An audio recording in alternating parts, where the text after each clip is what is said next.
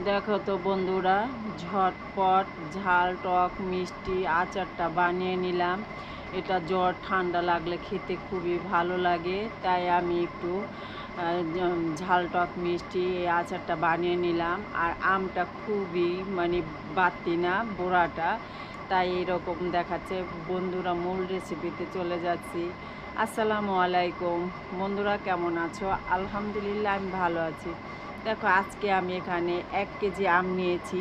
এই আমগুলো এইভাবে ফালি করে কেটে নিয়েছি। এখন ভিজিয়ে রাখবো 1 ঘন্টা। দেখো, কালো পানি উঠে গেছে। এখন ধুয়ে পরিষ্কার করে নিয়েছি। এখানে দিয়ে দিব একটা তেজপাতায় ছিঁড়ে দিয়েছি, 2 টুকরো দারচিনি, 3টা এলাচ দিয়ে দিব, চিনি। আর আমটা অনেকটাই টক, তাই একটু চিনিটা বেশি পরিমাণে দিলাম। আমি 1 কেজি আমের মধ্যে 1 পা চিনি দিয়েছি, 250 গ্রাম চিনি দিয়েছি। এখন একটু এটা ভালো করে নেড়ে চেড়ে চুলায় বসিয়ে দিব। দেখবা আর পানি দিতে হবে না, অনেক পানি উঠে যাবে। দেখো, এখন আমি চুলায় বসিয়ে দিলাম।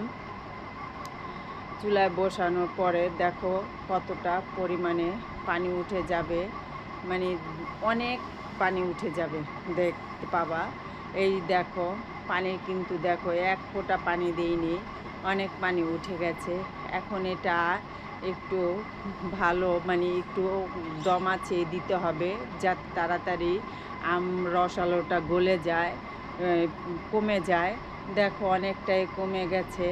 এখন আমি এটা আবার একটু নামিয়ে রেখে দিব।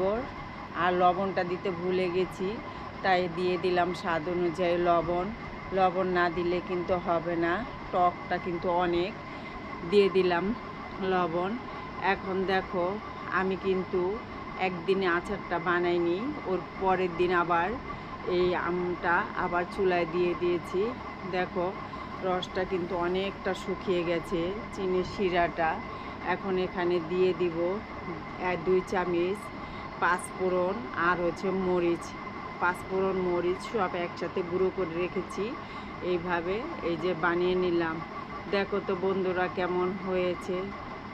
খুব ভালো লাগে খেতে। আমের বোড়াটা বলছি যে শক্ত না, সেই জন্য কিন্তু একটু ক্ষয়ে ক্ষয়ে গেছে। তো এটা কিন্তু অনেক দিন যাবৎ রাখা যায়।